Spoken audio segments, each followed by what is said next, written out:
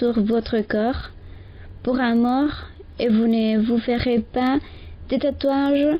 Je suis l'Éternel. Sœur Marie-Louise, avant de connaître l'Église, je sais que le Seigneur pardonne.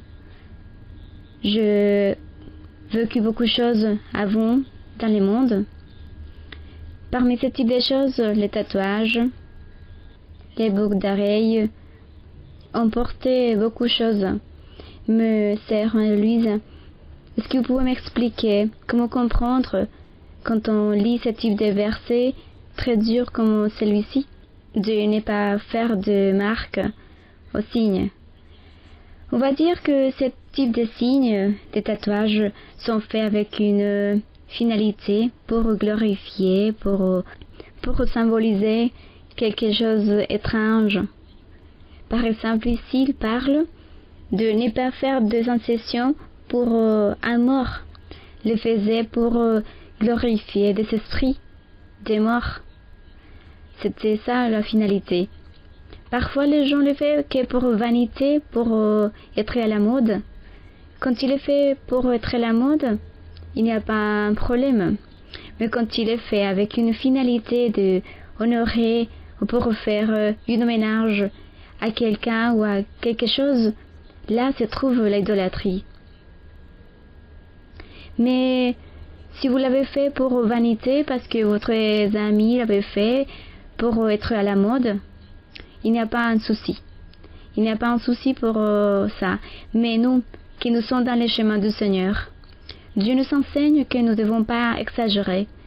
Dieu nous enseigne que nous devons être normaux, réservés. Nous ne devons pas exagérer dans les choses de la vie. Il ne faut pas laisser notre cœur dans tout ce type de choses de la vie et faire tout ce type d'exagération. Nous devons être modérés, réservés, respectueux. C'est ça qui nous enseigne Dieu. Il fait qu'on sente ce type de choses. Il ne faut pas être exagéré.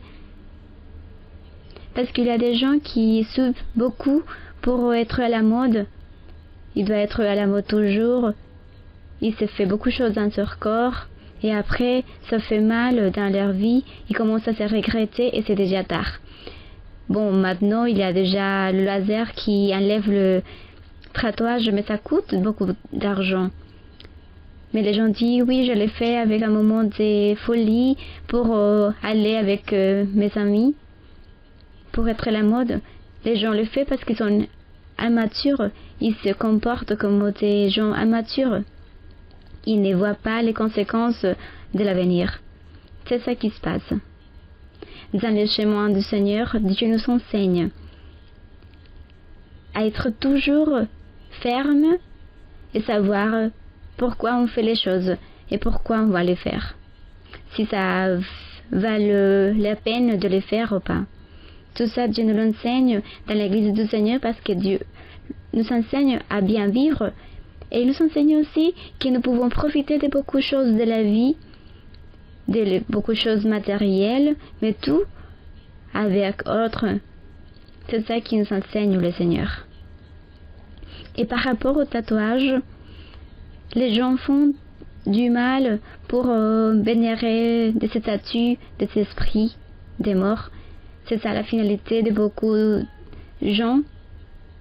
On le fait pour faire un sacrifice à leur Dieu, à leur croyance, à leur sang.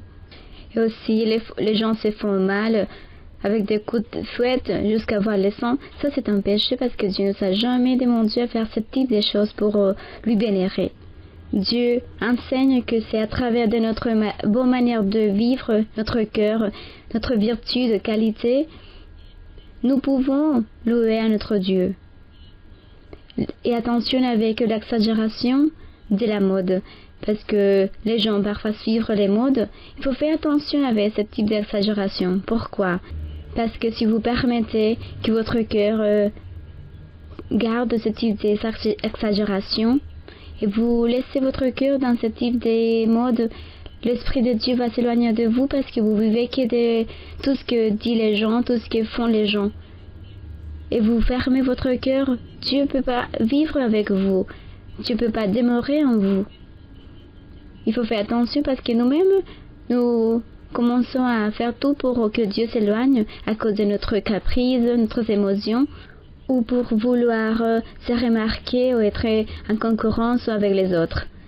Dans tout ce type de choses, nous devons demander au Seigneur qui nous enseigne à être réservés et intelligents pour savoir jusqu'où nous pouvons y aller et quand est-ce qu'on peut faire les choses ou quand on ne peut pas les faire. Nous allons continuer. Bonjour, sœur Marie-Louise. Aujourd'hui, je vois l'accomplissement de cette promesse que j'allais vous poser une question. J'ai une question par rapport à la manière comment nous devons nous présenter quand on veut servir Dieu. Ma question fait référence aux cheveux. J'avais les cheveux longs et je me les suis fait couper parce que je crois aussi que c'est très joli de l'avoir court. Mais ce jour-là, un frère s'est approché à moi pour me dire que dans la Bible disait que les femmes devaient avoir le cheveu long. Je me suis posé la question parce que je me souviens pas d'avoir lu ces versets et si je l'ai trouvé, je ne sais pas si je ne l'ai pas compris. Je ne veux pas qu'à cause de mon cheveu, je ne puisse pas servir Dieu. Mais ne vous inquiétez pas parce que les cheveux repoussent. C'est ça ma question par rapport aux cheveux. L'apôtre Paul donnait un enseignement. Il disait que les femmes, dans cette époque, avant de commencer l'évangile de Jésus-Christ, se trouvaient la loi de Moïse avec les Juifs. Et dans cette loi, il y avait des règles pour les tenues de femme et de l'homme. La femme devait avoir une tunique jusqu'au sol et la tête devait être couverte avec une voile. Personne ne pouvait voir les cheveux. Alors toutes les femmes avaient les cheveux couverts. Mais après le christianisme, il y avait des autres nations qui ont cru dans l'évangile et les femmes restaient avec son cheveu découvert. Et comme ils ont commencé à comprendre l'évangile, les apôtres veulent avoir une solution à cette problématique dans les congrégations à cause de juifs, les étrangères par rapport aux cheveux.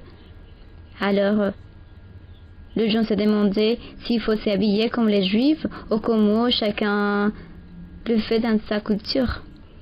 Face à ces conflits, l'apôtre disait que la femme qui ne voulait pas porter les voiles, elle devait laisser pousser les cheveux. Et la femme qui voulait se raser la tête, il devait porter le voile, parce que le voile c'est un signe d'autorité sur les anges. Mais l'apôtre n'a pas dit plus d'explications par rapport à cette autorité sur les anges. Alors, c'est ça que l'apôtre avait enseigné pour pouvoir unifier les juifs, les chrétiennes, les étrangères. Et pour ne pas porter les voiles, pour ne pas avoir les voiles, la femme devait rester avec les cheveux longs. Et par rapport à l'homme, il ne devait pas laisser repousser les cheveux trop longs. C'est une règle que l'apôtre Paul avait laissée, mais je pense que c'est à cause de la révélation de Dieu. À partir de cet instant, nous voyons comment la femme a la tendance d'avoir les cheveux longs. La Bible ne dit pas jusqu'où il faut avoir le cheveu long. Il n'y a pas eu mesure non plus. Mais c'est mieux de rester avec les cheveux longs parce que c'est pas bien vous de voir une femme avec la tête rasée. Je l'ai dit du point de vue esthétique. Si la Bible dit que la femme se laisse faire repousser les cheveux, ne dit pas jusqu'où, jusqu'à la ceinture, jusqu'aux épaules. Aujourd'hui, il y a aussi une problématique de santé. Par exemple, les femmes de couleur ont les cheveux crépus. Il y a différentes façons de décrire ce type de cheveux, mais c'est très crépus et ne les permet pas de se coiffer facilement. Pour elles, c'est un problème d'avoir les cheveux longs parce qu'ils ne peuvent pas se coiffer Elle préfère de rester avec les cheveux courts. Et pour moi, c'est acceptable. Je pense que le Seigneur ne va pas se mettre en colère pour ce type de choses. Parce qu'ils ont des difficultés pour se coiffer. Alors, chaque personne, selon son corps, sa santé, elles vont prendre une décision par rapport à leurs cheveux. On ne va pas juger pour dire que c'est pour ça ou pour cette raison-là qu'il faut les faire. Après, c'est former la culture, parce que Dieu a toujours fait attention d'enseigner à l'homme et à la femme à s'habiller. C'est Dieu qui a fait les vêtements d'Adam et Ève. C'est Dieu qui le fait. C'est ça que dit la Bible. Alors Dieu a donné un enseignement pour distinguer l'homme et la femme. Dans la loi de Moïse, il disait que la femme ne devait pas s'habiller comme l'homme et l'homme ne devait pas s'habiller comme la femme. C'est pour se distinguer. Parce que si tous vont s'habiller de la même façon, personne donc pouvait savoir c'était qui la femme, c'était qui l'homme. C'est pour laisser une distinction entre les deux. Ça ne veut pas dire qu'à cause de ça, vous allez vous condamner. Ça ne veut pas dire que vous ne pouvez pas avoir le don spirituel. Dieu vous regarde le cœur. Dieu regarde votre sincérité. Et dans les moments que Dieu décide de demeurer dans votre vie et que Dieu décide de vivre avec vous, vous allez prendre les décisions. Vous-même, vous allez savoir comment vous allez réagir, quand vous allez vous habiller, vous présenter, parce que Dieu va vous enseigner. Le Saint-Esprit va vous enseigner et va vous faire sentir comment vous devez réagir. Je vous dis par expérience. Pour expérience, le Seigneur m'enseigne comment je dois m'habiller, comment je dois me présenter. C'est pas quelque chose d'exagéré. Personne m'avait dit comment le faire. C'est Dieu qui l'a fait dans mon cœur. C'est ça que je veux vous dire. Comme je voulais toujours plaire Dieu, je l'ai dit d'accord. Je sais que être révérende, c'est très important. Je ne dois pas exagérer parce que ça c'est mauvais. Il faut toujours savoir bien réagir et disposer le cœur pour le Seigneur. Et par rapport à la sœur qui dit qu'il aime les cheveux courts, les jours que vous allez servir Dieu, que vous allez ministrer les dons, vous-même, vous allez prendre la décision et personne ne va vous dire parce que vous allez le sentir dans votre cœur. Nous allons écouter une dernière question de ce soir. Bonsoir Samuel Louise, que Dieu vous bénisse. Je viens de l'œuvre de New York. Ça nous ferait plaisir de vous recevoir à New York. Je voulais vous témoigner et j'ai une question aussi. Le témoignage fait référence à ma fille quand il était tout petite. Il avait une allergie dans son corps. Je l'amenais toujours chez les médecins. Il envoyait des médicaments mais ça ne guérissait pas. Le Seigneur en prophétie me disait qu'il allait me donner le don de guérison. Et avec l'ordre du prédicateur, je l'imposais les mains à ma fille. Et avec l'appui et le soutien de Dieu, je l'imposais la main à ma fille. Et j'ai eu un rêve avec vous, où ma petite tombait et vous demandez de qui c'était la petite. Et je regardais et c'était ma fille. Et vous me disiez, prends la petite. Et mais là, je voyais qu'elle était endormie et vous l'imposez les mains. Et vous m'enseignez comment la petite allait se guérir. Et vous me dites c'est comme ça qu'il faut prier. Et le lendemain, la petite s'est réveillée toute guérie. Et je voulais témoigner pour donner la gloire à notre Dieu. Gloire à notre Dieu, merci à Dieu. Depuis que je suis arrivée à l'église, j'ai toujours l'envie d'avoir le don de guérison. Je travaille avec les enfants qui sont autistes, les enfants qui ont les syndromes de Down, et j'ai toujours l'envie d'avoir ces dons. Mais vous pouvez les demander à Dieu pour ces enfants. Dans votre travail, vous pouvez les dire, tiens miséricorde pour ces enfants, pour ces familles qui te connaissent, mon Dieu. Vous pouvez les prier à Dieu et Dieu va vous écouter.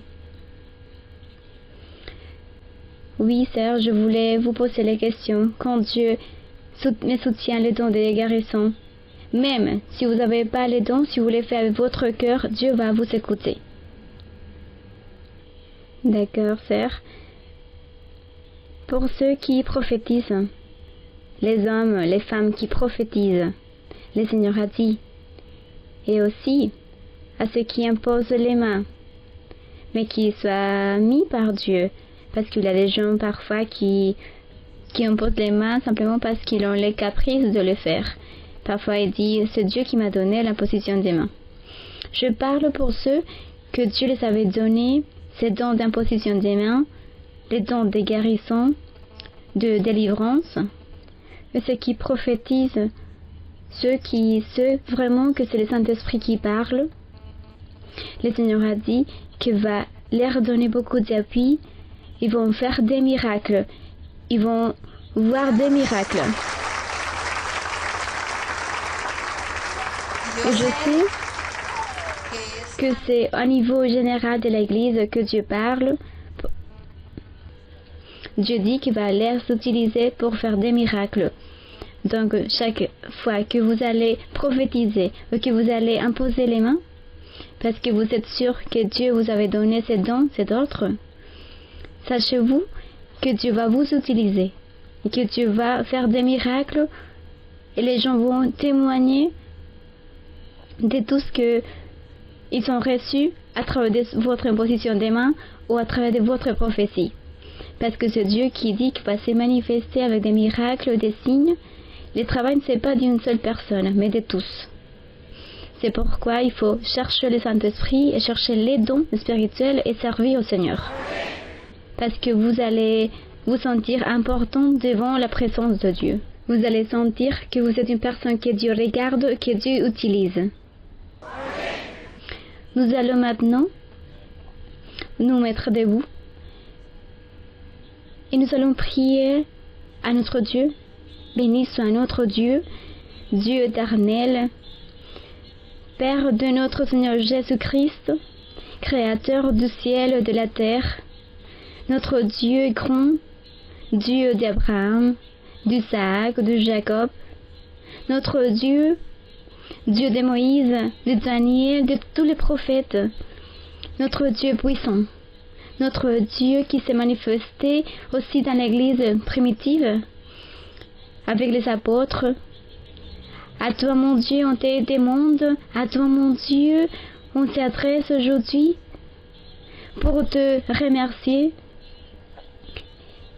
de tous les bénéfices, de toutes les bénédictions, de toutes les miséricordes que tu as avec nous, de toute ta parole merveilleuse, de tes promesses, de tout ce que tu nous dis, de l'appui, du soutien. Merci mon Dieu, on te remercie, Père célestial, parce que chaque fois on voit ton pouvoir, chaque fois on voit l'accomplissement de toutes les promesses, de toutes tes paroles, chaque fois on voit ton existence, que tu es réel, que tu n'es pas une mythe, que tu existes mon Dieu, et que tu es toujours heureux, et que tu te manifestes parmi ceux qui te cherchent, qui te demandent, tous qui sont disposés leur cœur pour toi, mon Dieu. Merci, mon Dieu. Merci, mon Père célestial, parce que nous sommes ici pour ta miséricorde, pour ton amour, pour tes plans, parce que tu l'as décidé comme ça, parce que tu nous as choisis. Merci, mon Dieu. Merci, mon Seigneur éternel. Avec quoi on va te payer tout ça, mon Dieu? Avec quoi on va payer toute ta miséricorde, ton amour, toutes tes bénédictions? Avec quoi on va te payer? Je te demande, mon Dieu, que tu es dans ta main et que tu délivres chaque personne qui sont attachées avec le diable, à tous qui sont victimes de toutes les malédictions du diable. Seigneur, détruis toute malédiction. Enlève tout esprit mauvais du corps. Ne permets pas, Seigneur, que les démons possèdent le corps pour faire des choses indécentes qui ne te plaisent pas devant toi, mon Dieu. Réprimande le diable, réprimande l'ennemi, réprimande tout mauvais esprit. Enlève toute malédiction, toute sorcellerie et tout piège. Enlève tous les obstacles. Enlève tout le piège, l'envie du diable, les tentations du diable. Enlève toutes les malédictions, Délivre à tous les cautifs. Prospère, Seigneur. Donne des solutions à tous les pièges, des solutions à tous les problèmes. Enlève toutes les vies désordonnées. Donne-leur les triomphes, les victoires. Donne-leur une vie droite, Seigneur. Prospère. Appuie, Seigneur, leur vie spirituelle. Je te demande aussi pour les guérissons, Seigneur, physiques, que tu fasses les guérissons, que tu guérisses, mon Dieu, que tu enlèves le cancer, que tu guérisses la colonne, que tu guérisses les cancers, les reins, les os, les nerveux, les muscles, que tu enlèves toutes les douleurs, les mal à la tête, que tu enlèves toutes les maladies du cerveau, enlève toutes les maladies, toutes douleurs qu'il y a dans le organes, toute l'infection. Je te demande que tu guérisses tous les corps, que tu les donnes la joie, que tu les donnes la vie, que tu les donnes la santé, pour qu'ils puissent se disposer pour toi, pour travailler dans cette œuvre d'évangélisation, dans leur pouvoir, l'appui, le soutien, pour que tous qui vont imposer les mains puissent voir les miracles, les signes, qu'il ait la miséricorde, la paix, la santé.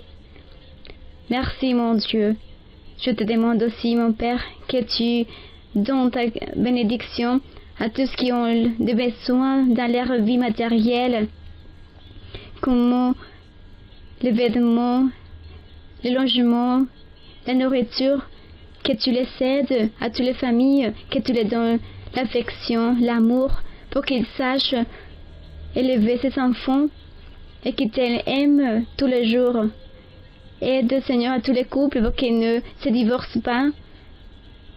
Que tu enlèves tout ce piège de l'ennemi. Enlève toutes les tristesses, toutes les angoisses. Je te demande, mon Dieu, que tu donnes les envies de leur cœur, toutes les pétitions qu'il y a dans leur cœur. Il y a beaucoup de frères qui veulent se marier. Il y a des hommes qui veulent se marier, avoir une famille, que tu, Seigneur, donnes tout ce qu'ils ont besoin pour qu'ils soient heureux, que tu les délivres. Béni soit notre Dieu.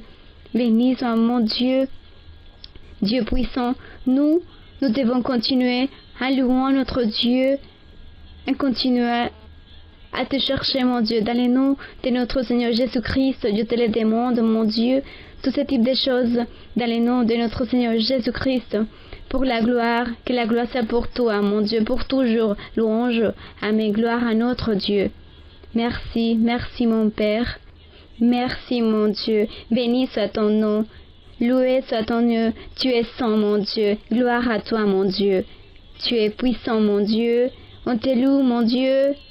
Envoie, Seigneur, ton pouvoir. C'est ton Église, mon Dieu. C'est ton Église, Seigneur. Gloire à Dieu pour toujours. Puissant est toi, Seigneur. Tu es puissant. Gloire à toi. Merci, mon Dieu. Merci, mon Dieu. Puissant, puissant, c'est toi, mon Dieu. Béni soit pour toujours. Gloire à Dieu. Gloire à l'Éternel. Gloire au Roi pour toujours. Merci à toi, mon Dieu.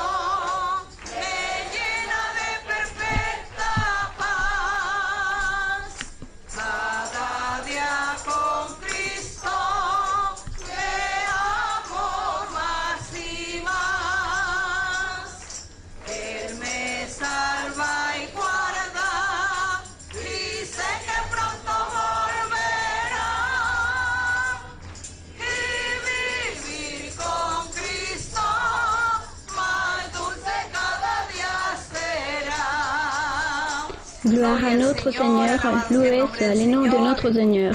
Merci à notre Dieu.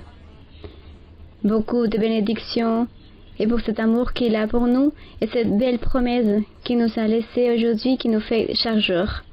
La gloire et l'honneur soient pour lui. À vous, merci beaucoup. Que Dieu vous bénisse. Que Dieu vous garde. Et n'oubliez pas, travaillez les dons spirituels avec beaucoup de foi, beaucoup de joie et avec tout votre cœur. Que Dieu vous bénisse encore une fois. Que Dieu vous garde. Que Dieu vous appuie. Continuez toujours. Efforcez-vous parce que Dieu a beaucoup de choses pour vous, beaucoup de bénédictions pour vous. Le Seigneur sait que vous avez beaucoup de responsabilités, beaucoup de besoins dans votre vie. Et que vous avez besoin de beaucoup de choses pour accomplir et Dieu va vous donner tout ce que vous avez besoin. Dieu va les donner à tous. Continuez-vous dans cette recherche de la vie spirituelle.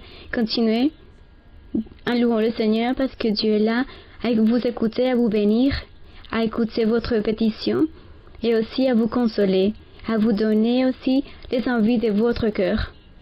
Beaucoup vont voir la bénédiction bientôt. Il y a beaucoup de